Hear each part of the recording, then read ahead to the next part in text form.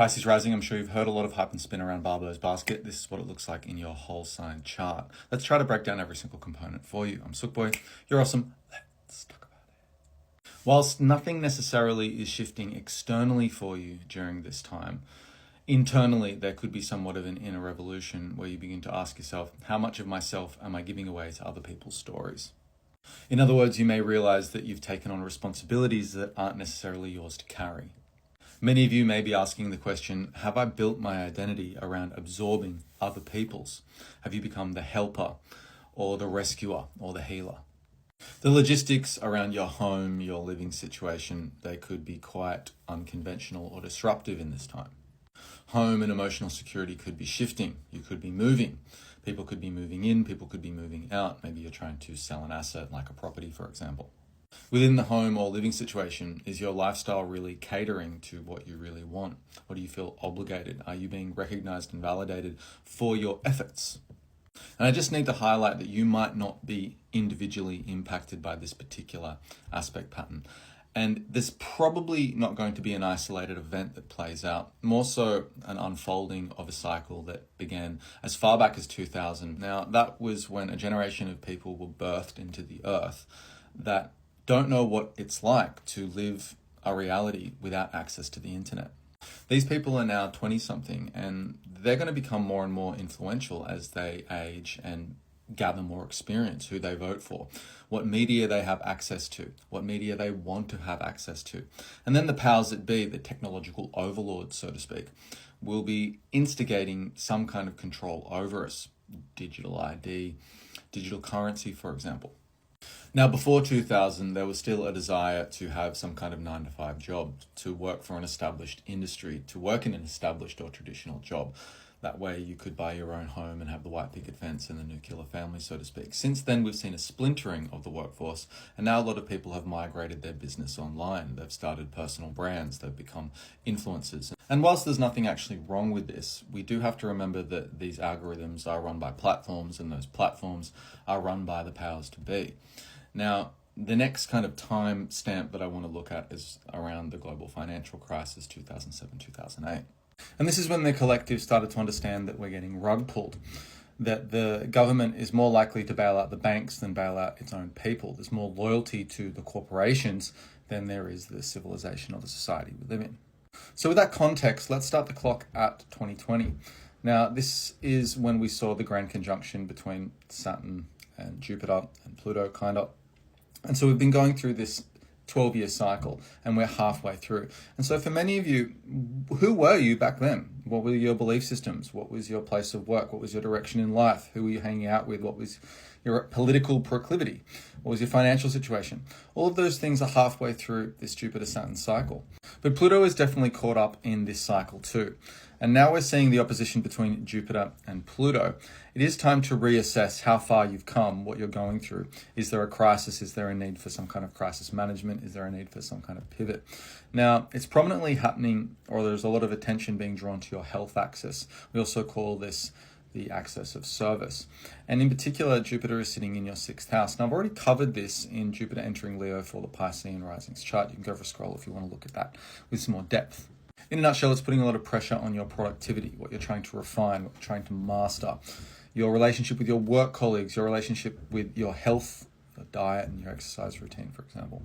In particular, how do you create a life that actually supports you on a daily basis? And that very much feeds into your 10th house of your career and life direction. Also, it speaks to your parental access, so therefore your relationship with your family, your relationship with your parents in this time. It's not inherently negative. Some of you will actually find this as an opportunity to be rather successful and to grow and develop your confidence in your body, in yourself, and in your routine. Some of you, however, may fall off the wagon and have to start again. And the starting point can really be thought of as 2020. What was going on then? What's going on now? And what is in the midst of some kind of pivot or change? Or do you need to reevaluate, revisit your approach? Jupiter opposing Pluto can really represent a lot of self-sacrifice, especially for your ego. And it might bring up some or a lot of unconscious fears in this time. Hidden limiting beliefs or emotional vulnerability. Again, not feeling like you've been recognized or validated for your efforts, for your hard work. Therefore, you might become painfully aware of habits that you've actually integrated into your life that aren't serving you anymore. Or many of you have done a lot of work, and a lot of the people in your life are still viewing you like the old you, when you've made an internal revolution and now it is time to be a bit more confident and bloom. Now, the opposition between Jupiter and Pluto is the charge. It's basically charging up the battery, giving you the tension, giving you somewhat of an uncomfortable feeling, potentially in your body, potentially in your mental health, and potentially both. And because of this tension, it's kind of undeniable that some of you will at least observe it in your work colleagues, your career, your industry that you work in, for example, maybe even on the internet, maybe even in geopolitics. You'll be witnessing it, observing it, if not feeling it viscerally in your body. It's a self-contained cradle, though. It's renowned as the Barbo basket at this point. And the red line charges you up, but the blue lines actually give you some relief or give you an opportunity to look at the situation very differently, to somewhat resolve the issues. There's a fire trine between Jupiter and Neptune. Neptune's in your second house, Jupiter's in your sixth house. These are both practical houses. Neptune in the second house of Aries. The second house is all about your livelihood, your self-worth, your self-confidence, how you survive in this world. And that trine to Jupiter is giving you some kind of opportunity to dissolve the boundaries, to realize that you're not what you own. You are you, and you are your greatest resource. Many of you could actually understand that you've been not frugal enough, overindulgent, and potentially your access to money and your material possessions aren't living up to your expectations, and you may need to integrate some kind of financial hygiene in this time, not overspend, or cut off the subscriptions or the expenditures in some way, shape, or form. This could be a reality check that you need to wake up to and stop escaping from when it comes to your financial situation. More than anything, learning that you are much more valuable than just what you own.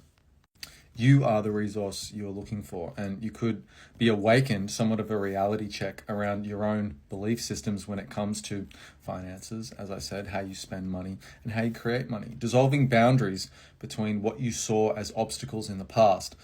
There might not be so much psychological resistance and finding more confidence, even if you're a little bit delusional about it. Actually rolling the dice and dedicating yourself to a different income stream, maybe an ideal one, at least trying that out. And maybe you've been working up to that situation for the last year while Jupiter's been moving through your fifth house, but now it's really time to get a bit more disciplined and refine your mastery in whatever area that fills your cup. This is spiritual work, this is creative work, this is alternative medicine, learning how to be a healer, but actually monetizing it, for example. Learning how to be a psychologist, but actually monetizing it, for example. These are both fire signs, so it could have something to do with athleticism and, sport, being a trainer, being a yoga teacher, being a sports psychologist. I'm not sure, you tell me.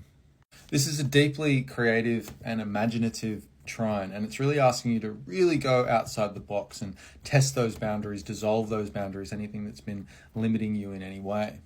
But again, it will be a reality check for many of you too. Maybe it's not that you grow in this time in terms of your wallet, but you actually restrict, you actually subtract old spending so you can have some kind of delayed gratification. After all, Saturn is also in this area of the chart, and it's giving you a lot of impatience and worry and concern around your financial situation. Now, the Jupiter and the Neptune form positive aspects to Uranus in your fourth house of Gemini. What does that mean? This speaks to a radical change of family dynamics and the way you think about yourself when no one's watching, potentially moving house, there's property decisions, developing odd or unconventional relationships with a landlord. This impacts the financial situation of the home as well. So are you refinancing? Are you thinking about moving, upscaling or downscaling? What beliefs around money and your home need radical reform or updates? Uranus in the fourth house and Jupiter in the sixth house is really trying to make you as authentic as possible about what your future is and what goalposts you want to set for yourself moving forward. You're being asked to withdraw potentially, and your home or your private world, your private self, is a reflection of you, who you truly have become. Now, the Neptune and Uranus also form favorable aspects up to Pluto and kind of ease this tension there as well. You could be feeling like you need to reconnect to your roots, your ancestry. If there's any imposter syndrome about your heritage, maybe some things come to light. Maybe you do your own research, or maybe you learn some family secrets that actually give you unconventional, deeper understanding of who you are, where you've come from, and why you behave the way you behave, or why the family dynamics that exist in the home, especially in early childhood, had to exist for you to be who you really are and who you will become. But quickly, circling back around to the main charge, the opposition between Pluto and Jupiter. This is kind of about power and understanding how power should be used. So if there are unequal or tilted, unbalanced power dynamics within your workplace, within your home, being ruthlessly curious about that. And potentially, if you haven't got the support, or you need support and you need to talk about it, reaching out to a professional, a therapist, or doing more inner work. But something tells me that you've already done that, and it's actually time to implement it rather than spiritual bypassing. Physically, in concrete ways, start stepping up and stepping into the version of yourself that internally you already are. The Jupiter opposite Pluto is really asking, have you taken on too much, and what's that doing to your mental health? You're allowed to disappoint people and still be a good person. It's not always your responsibility to rescue others.